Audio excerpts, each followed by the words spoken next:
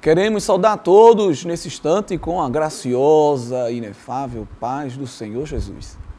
Estamos felizes porque o Senhor está conosco e tem feito maravilhas no meio do seu povo. Vidas sendo transformadas pelo ensino da palavra. O Senhor tem levantado homens e mulheres compromissados com um verdadeiro ensino da palavra. Sim, porque hoje, quando nós falamos em ensino da palavra de Deus, podemos estar nos referindo a várias correntes teológicas e filosóficas de pessoas que deturpam até a palavra a seu bel prazer. Mas o ensino da palavra, referido à sã doutrina, ao Evangelho do Senhor Jesus, esse é o que nós procuramos trazer nas salas de aulas da nossa Escola Bíblica Dominical. E você, querido e querida professor, professora, é um grande soldado deste batalhão que não usa armas, mas a espada do Espírito. Não para ferir, para matar, para destruir, mas pelo contrário. Destruir os ardis de Satanás, suas armadilhas ideológicas, filosóficas e trazer a luz do entendimento da palavra de Deus. Com esta palavra inicial, queremos louvar ao Senhor pela vida de todos vocês que têm se dedicado ao ensino verdadeiro das Sagradas Escrituras. Há galardão para o vosso trabalho no Senhor. E hoje nós vamos iniciar o nosso programa EBD na Web, relacionado à lição de número 9, Seja Santo, Fuja do Pecado. Que título, hein? 2 verbos no imperativo, uma ordem muito clara e muito direta. Esta lição será ministrada no dia 2 de junho. Texto do dia, o texto áureo está na primeira carta de Paulo aos Tessalonicenses. Porque esta é a vontade de Deus, a vossa santificação, que vos abstenhais da prostituição. Síntese: Deus deseja que o seu povo se abstenha de toda e qualquer forma de impureza, e a impureza aqui que nos referimos é a impureza sexual. Ok? Cabe a você, nesta lição, que é mais uma relacionada à sexualidade, trazer um bom panorama do livro de Levítico, que é um dos livros que baseiam esta lição. Há uma grande discussão de que o Antigo Testamento não serve mais para os nossos dias atuais. Tem pessoas até que dizem que nada na Bíblia serve para a gente. Isso é uma blasfêmia até, pois a palavra de Deus ela não muda, ela não tem prazo de validade, continua viva e eficaz em nossos dias. Não é, professor? Agora, claro, nós temos que ler o Antigo Testamento sob a lente do Novo Testamento e entender qual era a mensagem que Deus quis passar para nós. Aquela mensagem do Antigo Testamento, ela tinha sim um destinatário pontual e histórico há milênios, mas ela continua tendo destinatário nos nossos dias contemporâneos, dentro de um contexto, claro, revelado pelo Espírito Santo, que se adapta e que se aplica à nossa modernidade ou mesmo à nossa pós-modernidade. Por isso que a leitura contínua da Bíblia e seu exame hermenêutico exegético de forma equilibrada, utilizando os métodos hermenêuticos corretos, aliado à iluminação do Espírito Santo, permite que nós entendamos qual é a mensagem que Deus quer passar para nós no Antigo Testamento. Então nós queremos trazer aqui brevemente uma ideia aí do livro de Levítico, que é um dos 5 livros do Pentateuco, né, dos livros iniciais do nosso cânon sagrado. E esse livro, muita gente diz que é um livro cheio de leis, de regimentos, cansativo, não vou ler, não vou entender nada. A classe dos adultos, por exemplo, está estudando o tabernáculo baseado no livro de Levítico e no livro de Êxodo, mas também traz aí algumas ideias do livro de Levítico, como por exemplo os sacrifícios que eram feitos naquele momento, e alguém vai dizer, aquilo ali não tinha ideia nenhuma aplicação para os nossos dias, e nós vemos que era uma tipologia que tinha, obviamente, um significado para os dias atuais. Então, vou pegar o livro de Levítico, rasgar e jogar fora porque era do Antigo Testamento? Claro que não, ali tem uma mensagem de Deus para nossas vidas. O livro de Levítico buscava criar no povo de Israel uma identidade, porque o povo hebreu, o povo israelita, estava inserido num contexto de nações pagãs, politeístas, com práticas abusivas de todo tipo, moralmente falando, e Deus queria criar então uma identidade própria do povo de Israel, que sofria as influências do Egito, da Babilônia, da Mesopotâmia, dos cananeus, e é por isso que nós vamos ver um conjunto de regras tão bem definidas. Não é porque Deus era mau, como dizem os ateus, e um Deus que trazia ali proibições, às vezes até de pena de morte. Não, é porque Deus queria criar mesmo uma ideia de pureza no meio do seu povo, e nós sabemos que algumas punições eram bastante didáticas. O livro de Levítico se divide em duas porções. Do capítulo 1 ao capítulo 15, nós temos propriamente os procedimentos rituais para a santificação do povo, para a remoção do pecado, e para a manutenção da pureza. Então são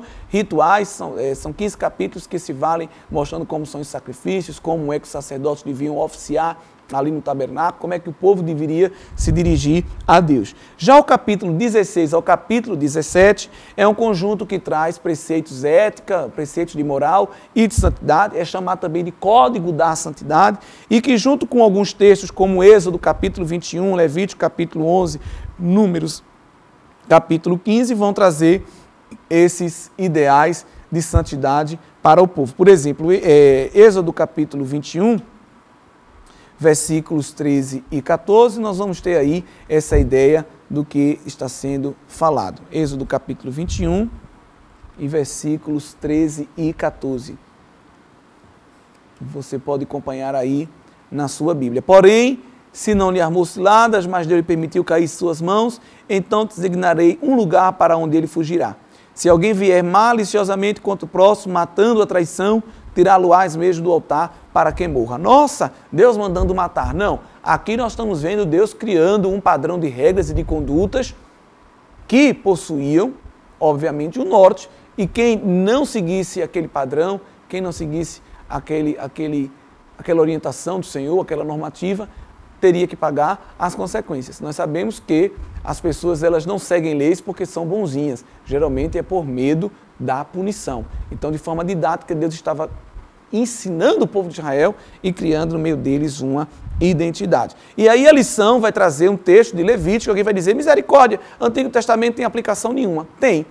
E o apóstolo Paulo vai reafirmar isso no Novo Testamento. Não é em vão que nós temos na leitura bíblica também o texto do Novo Testamento. A leitura bíblica, então, está aí no livro de Levítico, capítulo que nós temos 18, nós temos aí um texto, então, interessante, onde vai ser utilizado na nossa lição. Levítico, capítulo 18, e versículos 6 ao 18. É bastante interessante o que aí vai ser trazido. A ideia de que não se pode ter relações sexuais com pessoas da mesma família. Ah, que coisa óbvia. Sim, para hoje, para nós. Mas na matriz cultural onde Israel estava sendo inserido, isso era bastante comum. Por quê? Porque se viviam em clãs familiares. Aquela expressão casa paterna. Né? Então eram clãs, famílias inteiras que viviam juntas. Além de estarem juntas próximas, estavam juntas também gerações. 3, 4, 5 gerações inteiras convivendo ali no ambiente do deserto, né? E afastado de outros convívios pessoais. Então, naquele dia a dia, naquele convívio, era comum dezenas e às vezes até uma centena ali de familiares reunidos, que aquelas pessoas da mesma família talvez viessem a se relacionar até sexualmente, né? Mesmo que escondido. Isso não era bom. Deus não queria que isso acontecesse e ele vai criar um padrão de conduta.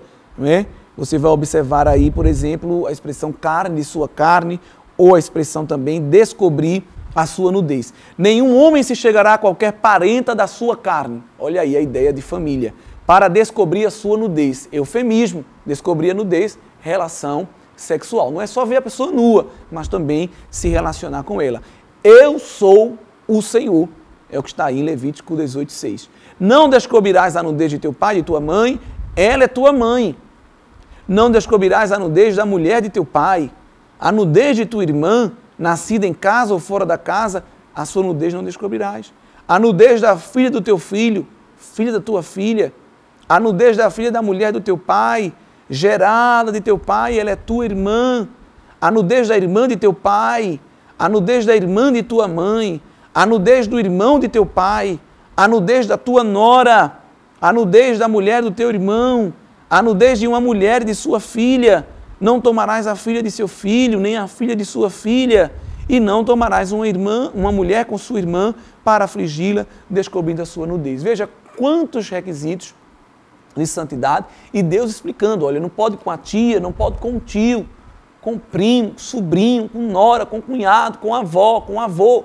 Mas Deus tinha que falar isso sim, porque naquele contexto as outras etnias, os outros grupos, as outras religiões permitiam tudo isso, né? Então é interessante que nesse texto aí nós temos nos versículos 7, 9, 10, 11, 12 e 13, 6 graus de parentesco que o Senhor reprime a prática sexual entre essas pessoas.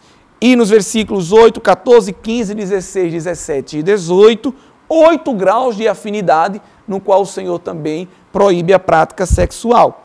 O relacionamento fora do casamento, ele já era proibido, né? E Deus aqui estava apenas afirmando.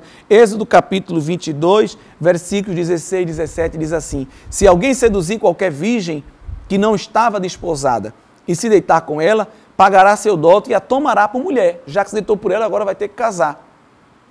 Se o pai dela definitivamente recusar dar-lhe, pagará ele em dinheiro conforme o dote das virgens. Deuteronômio capítulo 22, versículos 18 ao 29, nós vamos ter também aí uma lista extensa ao Senhor falando acerca das leis de castidade e do casamento. Por exemplo, se um homem casar com uma mulher e depois de coabitar com ela, a aborrecer, e lhe atribuir atos vergonhosos e contra ela divulgar má fama, dizendo: casei com esta mulher e me cheguei a ela, porém não achei virgem, então o pai da moça e sua mãe tomarão as provas da virgindade da moça e as levarão aos anciãos da cidade à porta.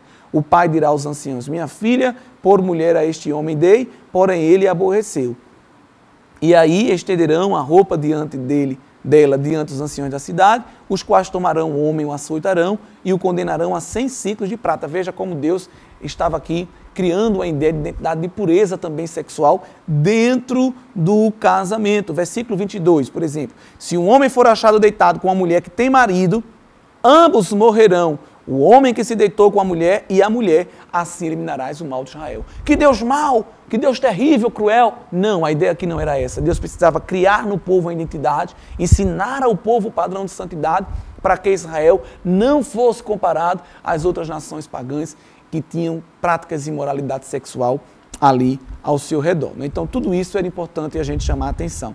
Práticas sexuais também que eram realizadas dentro de ritos religiosos em outras matrizes de fé, como, por exemplo, a religião cananeia, onde nos templos e nos ambientes de culto que estavam relacionados com o culto da agricultura, da fertilidade do solo, da chuva, eram praticados atos sexuais, homens se deitando com homem, mulher se deitando com mulher, também atos sexuais com crianças e com animais. A verdade, muitas vezes, é que se usava de subterfúgio a religião para as pessoas se deleitarem em seus prazeres sexuais. Não, isso aqui é um ato sexual, isso aqui é um ato divino, é um ato espiritual. Veja que coisa, né? Criando esse pretexto para satisfazer as suas imoralidades sexuais. Era realizado sexo com mulher menstruada, sexo com crianças, e você vai ver que Deus vai abominar tudo isso na palavra que ele revela ali a Moisés para o povo de Israel, porque Deus queria que Israel fosse, obviamente, diferente, não é? Homossexualidade também era uma prática que o Senhor abominava, pois feria a reprodução, feria o princípio do sexo para a reprodução e promulgava o desejo carnal. Era o sexo apenas pelo prazer entre pessoas que não estavam dentro de um casamento, dentro daquele padrão monogâmico, heterossexual e indissolúvel. A proibição para a homossexualidade no Antigo Testamento era muito severa. Você vai ver lá em Levítico capítulo 20 e o versículo de número 13. Se também um homem se deitar com outro homem, como se fosse mulher, ambos praticaram coisa abominável. Serão mortos, o seu sangue cairá sobre eles. Ah, mas essa proibição é coisa do Antigo Testamento. No Novo Testamento, Deus é amor e Deus deixa você à vontade para fazer o que quiser. Não, nós vamos ver que no Novo Testamento a ideia não vai ser a ideia de morte. Veja que não vai aparecer aqui punição de morte no Novo Testamento. Por quê? Porque o povo não vive mais sobre a lei, sobre a graça. A morte agora é espiritual. O homem agora se ausenta da presença de Deus. Mas não é por não haver uma punição dentro de uma legislação que a prática agora ela é aceitável. De forma alguma. Romanos, capítulo de número 1 e versículo 27. Semelhantemente, os homens também, deixando o contato natural da mulher, se inflamaram, é um eufemismo aqui, mutuamente em sua sensualidade, cometendo torpeza, homens com homens, e recebendo em si mesmos a merecida punição do seu erro. Né? Alguns dizem que a tendência homossexual tem origem na genética, ou é hormonal. A pessoa nasce homossexual porque ele herdou isso da sua genética. Outros vão dizer que isso é desenvolvido com influência do ambiente. A ideologia de gênero está aí, entrando nas escolas, entrando nas casas, nas famílias. Nós não cremos na ideologia de gênero. Sexualidade não é fruto do meio, nem é fruto de escolhas. Nós nascemos disso. A nossa sexualidade, ela vem do Senhor. É um presente de Deus para as nossas vidas. E há também um terceiro grupo que vai dizer que a sexualidade é um problema espiritual. É uma maldição hereditária, é uma macumba, é uma feitiçaria que alguém fez para a pessoa e coisas do tipo, é um demônio que assola a pessoa. Nós não cremos, irmãos, em nada disso, né?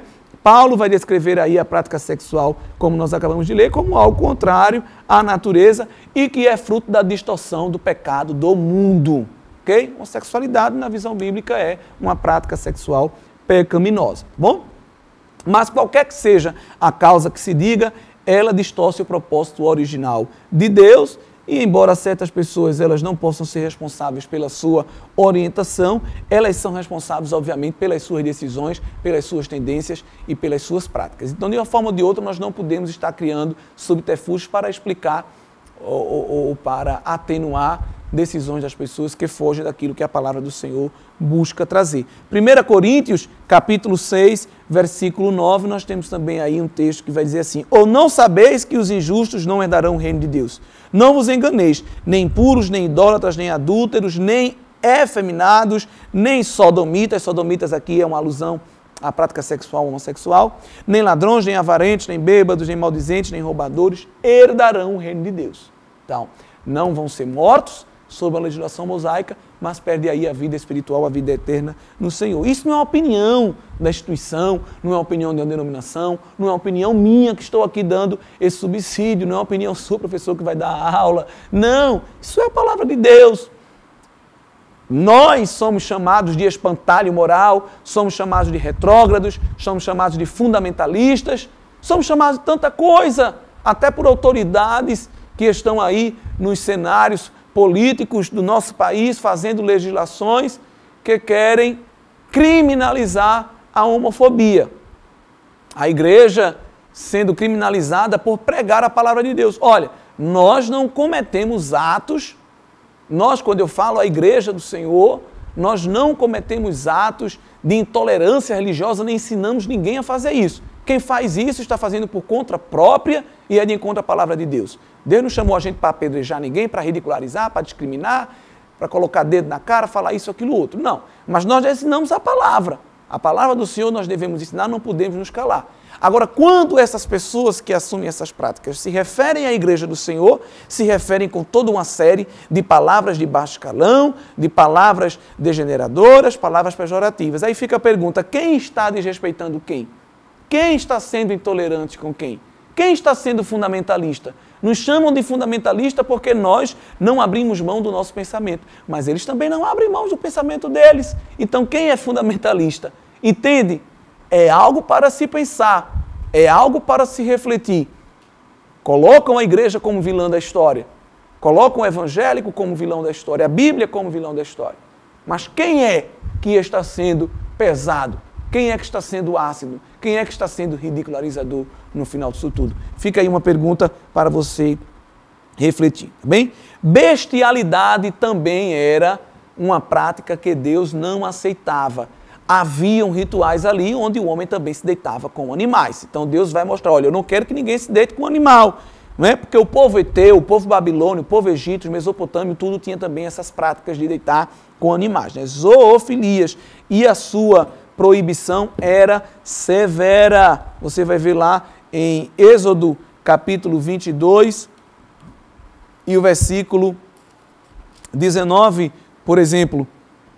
Quem tiver coito com o animal será morto. Olha que palavra forte. Levítico capítulo 20, versículos 15 e 16. Nós temos também aí a punição para quem se deitava com o animal. Se também um homem se ajuntar com um animal, será morto. Matarás o animal também.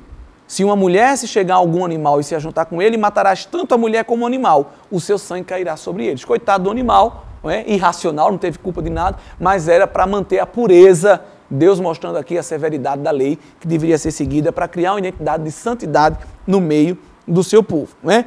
Adultério também era uma prática extremamente abominável aos olhos do Senhor desde o Antigo Testamento. Adultério vem do latim, significa dormir em cama alheia. Não é? Mas significa dormir em cama alheia com uma pessoa alheia também, que não está dentro do matrimônio. Era uma prática que feria a família, feria a noiva de alguém, por exemplo, que estava prometido ao casamento, não estava casado ainda e se deitava com outra pessoa, não podia. Um homem casado ou um homem que estava prometido ao casamento já com um contrato, porque o casamento ali envolvia contrato, envolvia pagamento de dote, envolvia uma relação financeira também, e às vezes se deitava com outra mulher, não podia, porque feria a noiva que estava prometida, feria a mulher, feria a família da pessoa que também estava se deitando, né? Deus também não aceitava isso. Levítico capítulo 20 e o versículo 10. Se um homem adulterar com a mulher do seu próximo, será morto o adúltero e a adúltera. Deuteronômio 22 e 22, nós também vamos ter o Senhor refletindo essa importância dessa pureza no meio do povo. Se um homem for achado deitado com uma mulher que tem marido, então ambos morrerão. O homem que se deitou com a mulher e a mulher, assim eliminarás o mal de Israel. Então, veja como Deus estava criando dentro do povo de Israel uma ideia de pureza que até hoje pela igreja é seguido. Né? Ninguém vai se deitar com animais, com crianças, com pessoas que não são o cônjuge, não estão dentro do matrimônio, pessoas do mesmo sexo. Então, nós não ensinamos apenas, não falamos apenas da homossexualidade, não ficamos batendo apenas nessa tecla, né? Também com animais, também com crianças. A igreja não está fazendo nenhum desserviço, pelo contrário, não vai fazer nenhum mal. As pessoas seguirem uma vida sexual apenas dentro do casamento. Até podemos dizer essa famosa frase: se não fizer bem, mal não fará. Deus criando um ambiente de paz, um ambiente de saúde, um ambiente de comunhão, de intimidade no sexo dentro do casamento. E para finalizar, queremos também trazer para você, professor, a ideia de duas palavras gregas que você está vendo aí no vídeo e estão relacionadas ao texto também da lição, que são textos que o apóstolo Paulo utiliza aí para falar de prostituição, né? Quando fala também da impureza do corpo, lá em Tessalonicenses, porque esta é a vontade de Deus. 1 Tessalonicenses 4, 3 a 5. A vossa santificação, que vos abstenhais da prostituição. Cada um de vós saiba possuir o seu vaso em santificação e honra, não na paixão do desejo da carne, como gentios que não conhecem a Deus. Possuir o vaso em honra também é um eufemismo para o corpo. Possuir o corpo para a honra. Honra a Deus e honra ao cônjuge também dentro do casamento. Há duas palavras aí para prostituição, né? Tem o substantivo porneia, do grego, e tem o verbo moikeia. Não é? Um é mais genérico, que é o porneia, a primeira palavra. Toda sorte de impureza sexual, masturbação, adultério, fornicação, bestialidade, homossexualidade, pedofilia, necrofilia. Essa palavra porneia, que vai dar origem à pornografia, ela se estende a todas essas práticas sexuais ilícitas, incesto também, não podemos esquecer. Né? Ela vai aparecer, por exemplo, lá em 1 Coríntios, capítulo 10, versículo 8, são alguns textos que vale a pena você ler para representar, não está no português, mas tem uma palavra aí no grego. E não pratiquemos imoralidade, como alguns deles o fizeram e caíram no só dia 23.000. Também lá na epístola, curta epístola a Judas, versículo 7, né, não tem capítulo, é dito: como Sodoma e Gomorra, as cidades circunvizinhas, que havendo se entregado à prostituição, como aqueles, seguindo após outra carne, são postas para exemplo do fogo eterno, sofrendo punição. Veja que a punição não é aqui, mas a punição, mostra o Senhor, ela é eterna. Já moikeia é um verbo que se refere apenas ao adultério, que é a relação sexual com pessoas, uma pessoa casada com uma pessoa que está fora do seu casamento. Que o Senhor nos guarde de tudo isso, que possamos viver uma vida de pureza na sua presença. Seja santo. Veja que isso não é só uma atitude passiva.